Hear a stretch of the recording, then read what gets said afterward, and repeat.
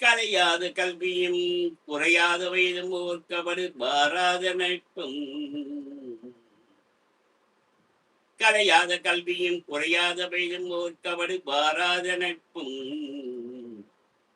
கந்தாத பழமையும் கொண்டாத இளமையும் கல்வி இல்லாத உடரும்.